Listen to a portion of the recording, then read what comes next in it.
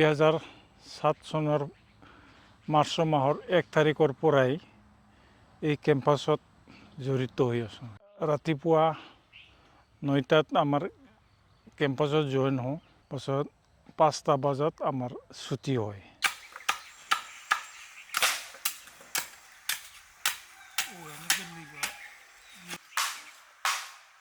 মই কেম্পাছত মানে গোটেই কেম্পাছখনে চোৱা চিতা কামত লাগি আছোঁ আৰু কি।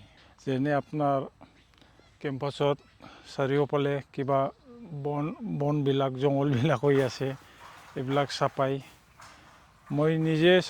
মই নিজেও কৰোঁ আৰু বাহিৰা কামলা লৈ এইবিলাক মানে চাফাই কৰা কামত লাগি থাকোঁ। আৰু এনে মোৰ বছৰত একবাৰ শাক পাচলি খেতিও কৰোঁ কেম্পাছৰ ভিতৰতে।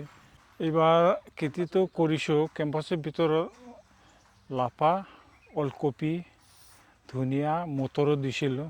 এইবিলাক কাম কৰিছোঁ আৰু এইবছৰ। কাৰেণ্টৰ বস্তু মানে বৰ্তমান দায়িত্ব মোৰ ওপৰতে হয়। মানে কোনোবা ৰুমত কিবা হৈ আছে নেকি, ফিউজ গৈছে নেকি, কোনোবা বাল্ববিলাক ফিউজ হয়, কোনোবা বাল্ববিলাক মানে পুৰণি হ'লে আপোনাৰ এইটো চেঞ্জ কৰি দিব লগা পৰে। এইবিলাক মানে দায়িত্ব মোৰ ওপৰতে আছে।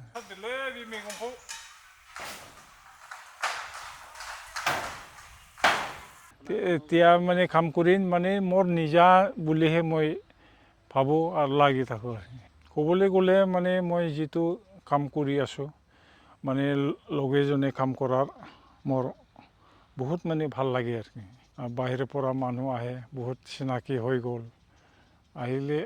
আহে মানুহবিলাকে আপোনাৰ নিচিনা যেনেকৈ আহে, নৰেন্দ্ৰ বুলি মাতে, কেনে আছে কেনে নাই, এইবিলাক মানে বিলোচনা হয় আৰু।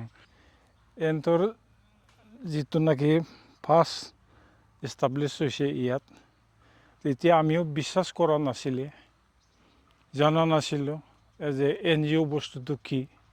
কিন্তু পাছত নিজে NGOত কাম কৰি পেলাই মই বহুতখিনি ভাল লাগিছে। আমাৰ পিছপৰা গাঁও আছে বহুত, এইবিলাকেও মানে সিহঁতে গৈ পেলাই বহুত মানে উন্নতিৰ পথত মানে আগবাঢ়ি যোৱাটো দেখা পাইছোঁ আৰু কি।